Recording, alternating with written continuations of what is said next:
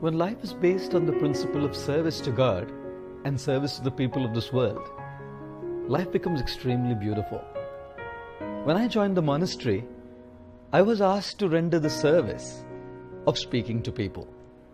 Speaking to large varied audiences based on the ancient epics of India, imparting knowledge, giving teachings, giving wisdom based on these wonderful books. And I thought it was a fantastic service because people are all around you. Sometimes I would say a thing, something really humorous and funny, and people would crack up and laugh. And sometimes I would say something serious, very touching. I would even see people in my audience cry.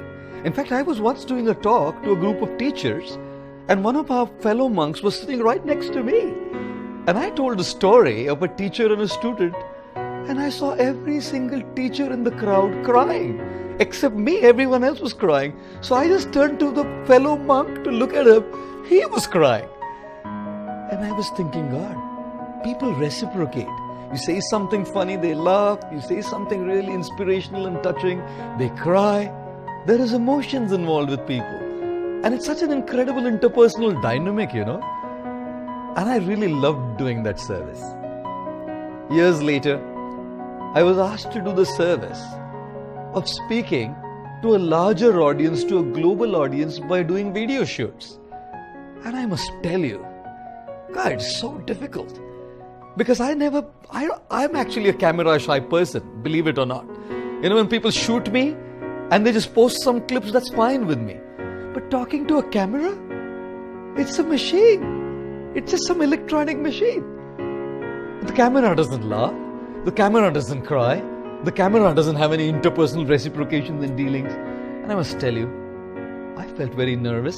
In fact, a little fearful as well to speak into a camera. It was more a fear of failure, I would say, because, when you speak into a camera and if it's relayed and it's put online, how do people see it? Otherwise, when I'm with people, people have seen me speak. And I decided, when the motive is to serve and contribute, we have to face our fears. We have to deal with our fears, face them, and rise above them. At some point of time, I had to decide to come and speak. So one day I decided, that's it. I have to come, speak in front of the camera. The first time I did it, believe me, we will post that video once. You must see me speaking there. Stiff, expressionless, motionless, stoic, nonchalant face, And I guess I'm kind of slowly getting better. Because in order to deal with these fears, you have to face them. You have to start somewhere. And if our motive is to serve, I think God is there to help us. Therefore, I always say, when you run alone, it's called a race. But when God runs with you, that's called grace.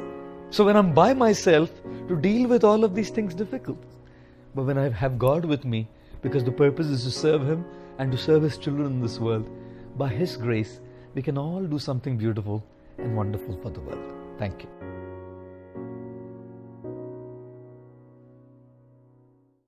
At one time, I was living near Radhanath in Nepal. In that vast Himalayan valley, I meditated in a grove of flowering trees.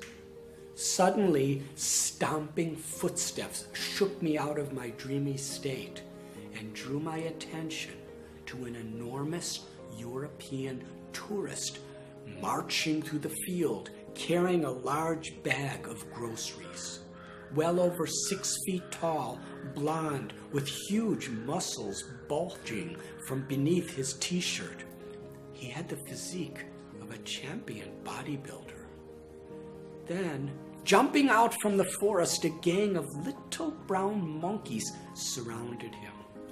Although each monkey was only a fraction of his size, they knew how to find his weakest point and attack.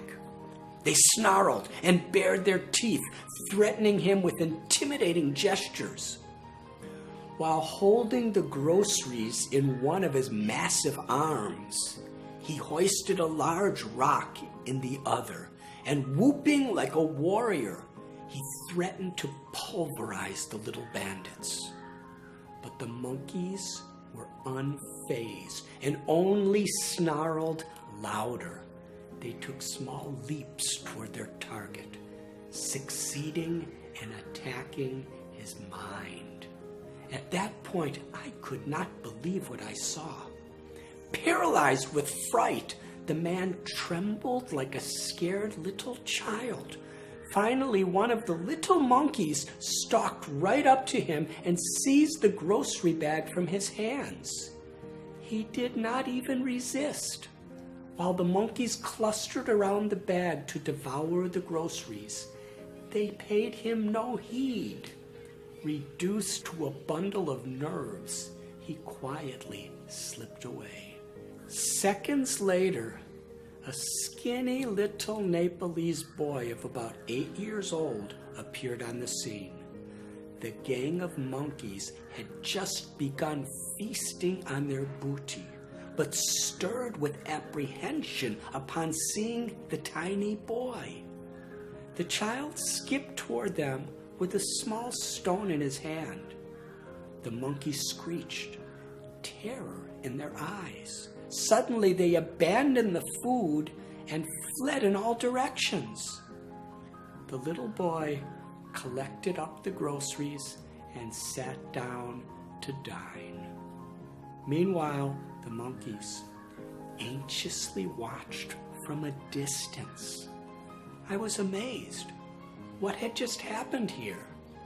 That playful boy was hardly the weight of one bicep of that Herculean European. The monkeys were unfazed by the threats of the giant because they sensed fear in his mind. But they feared the child because he had no fear of them.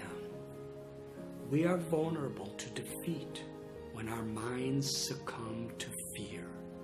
The foreigner was unfamiliar with monkeys, but the Nepalese child had lived around monkeys all his life. So we fear what we do not know. To conquer fear, we need to purify our minds through realized knowledge.